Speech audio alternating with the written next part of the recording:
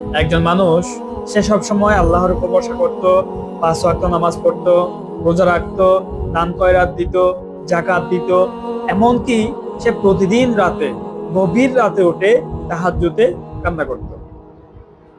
কিন্তু সে মানুষটার জীবনে প্রত্যেকটি ক্ষেত্রে প্রতিটি পরতে পরতে ছিল কষ্টে বরাবর।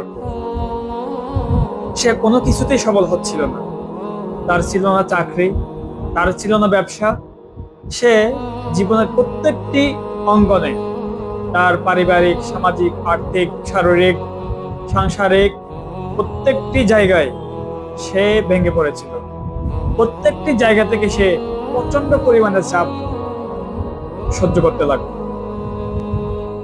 এমনকি তার সবগুলো দরজা বন্ধ হয়ে গেল।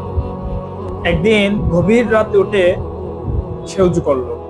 উজু করে তাহাজ্জুদের জায়নামাজে সিজদায় রত হয়ে আল্লাহর কাছে মাথা নত করে কান্না করতে লাগলো এবং আল্লাহর কাছে ফরিয়াদ করতে লাগলো, হে আল্লাহ রাব্বুল আলামিন, আমি তো তোমার বান্দা, আমি তো তোমার বান্দা, আমি তো তোমারই ইবাদত করি, আমি তো তোমার কাছেই মাথা নত করি এবং তোমার কাছে সাহায্য চাই, তোমার কাছেই আশ্রয় চাই।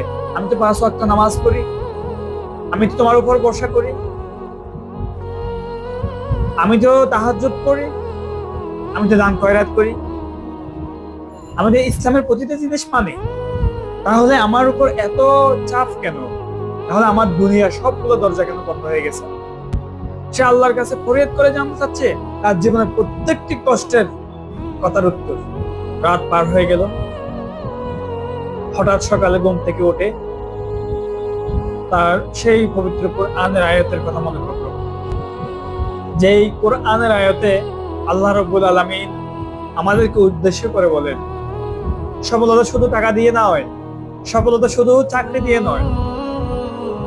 আল্লাহ প্রথমে মানুষকে পরীক্ষা করেন, তারপর তাকে সফলতা দেন।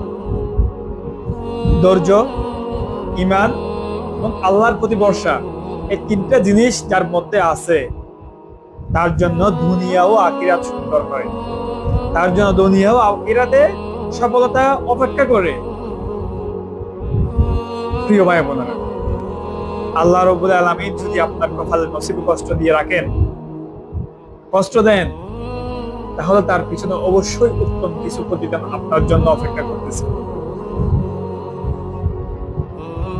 অবশ্যই তার পিছনে উত্তম কোন রহমত থাকে। আপনি যদি একটু ধৈর্য ধারণ করে যদি আপনি অপেক্ষা করেন, তাহলে আপনি দেখবেন আপনার আগামীকালটা কেমন হয়।